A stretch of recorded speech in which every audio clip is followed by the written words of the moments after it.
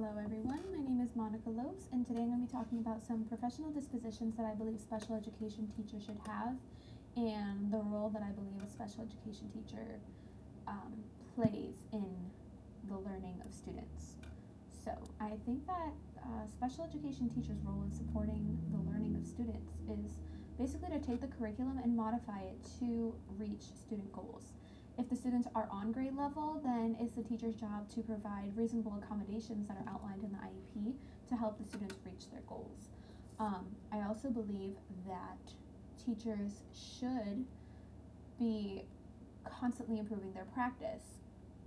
For example, if something's not working for your student, you should be reflecting on why it's not working and maybe altering some things to change it to be able to better reach your student to help them to understand.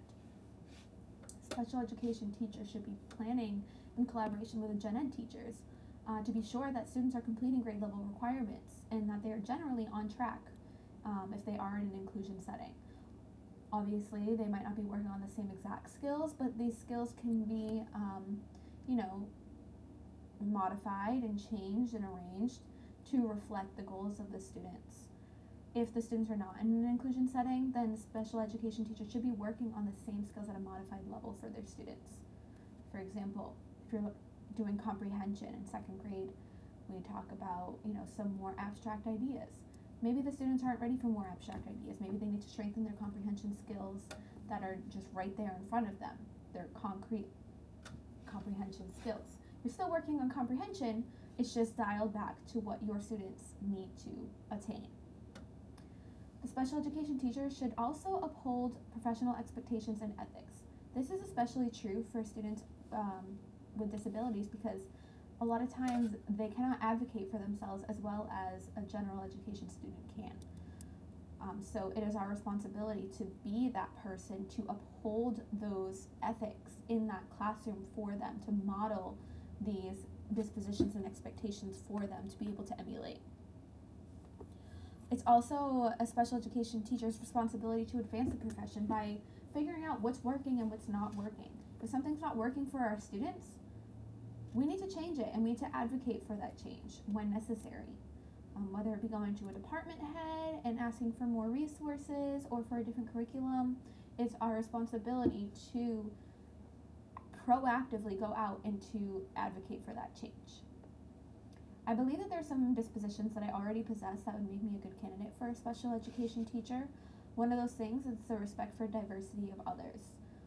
Actually, in my review last year, my principal actually gave me an exemplary in this specific topic because I do have a lot of students with very diverse backgrounds, and I do make it my mission to be able to reach every single one of those students, even if it means doing stuff that's not school related. Maybe it means getting to know that student a little bit more, reaching out to the parents, offering resources. It can be very difficult to cater to the diversity that you have in your classroom, but the more you do it, the better I believe the education of the students will come out, because they will feel that you genuinely care for them and have a respect for them and their families. Something I also think that I possess that makes me a good special education teacher candidate is compassion.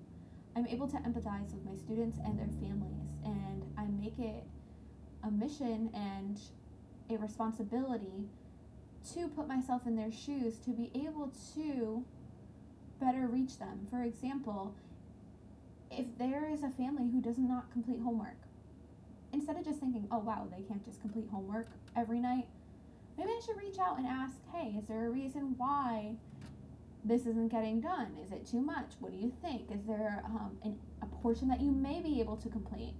How can I better assist you? How can I better support you? Having compassion is the way to make relationships with your students' families. And if you make relationships with your students' families, your relationship with the student will become stronger. And lastly, dedication. I will go out of my way in any way, shape, or form to be able to reach a student. If something is not working, I will research, I will watch videos, I will reach out to their families, I will reach out to previous teachers. I want to do what works. This is particularly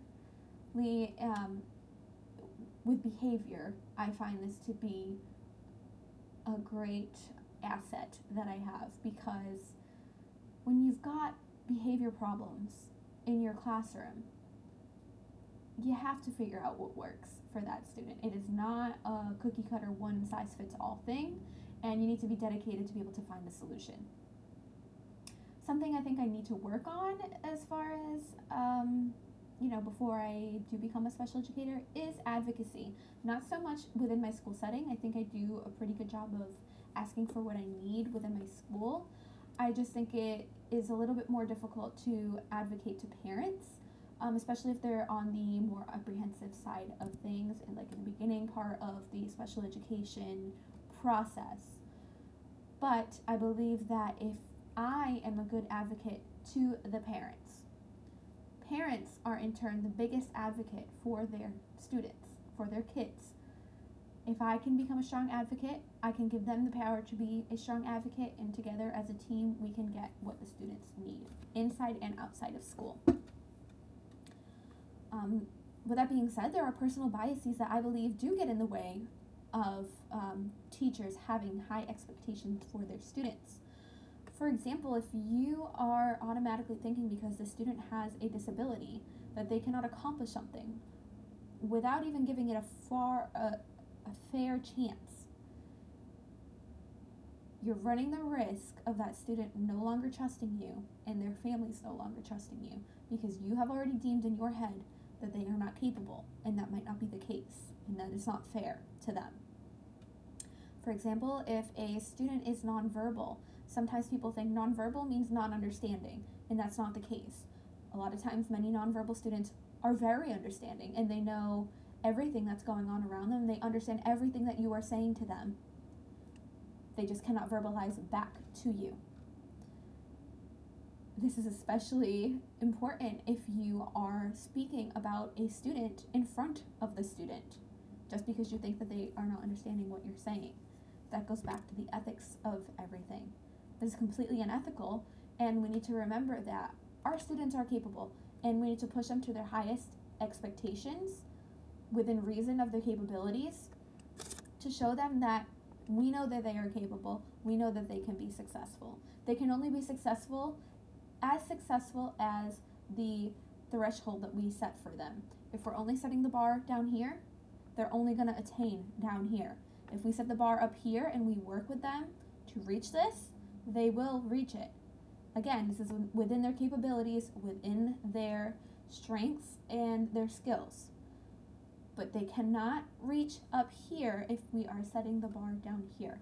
So I think that personal biases aside, it doesn't matter if you know someone with Down syndrome, it does not matter if you know someone that is developmentally delayed. Each student is different, and we need to hold them to their individual capabilities and strengths. Well, I hope that someone found this at least a little bit helpful in recognizing some of the dispositions that special education teachers should have. Have a great day.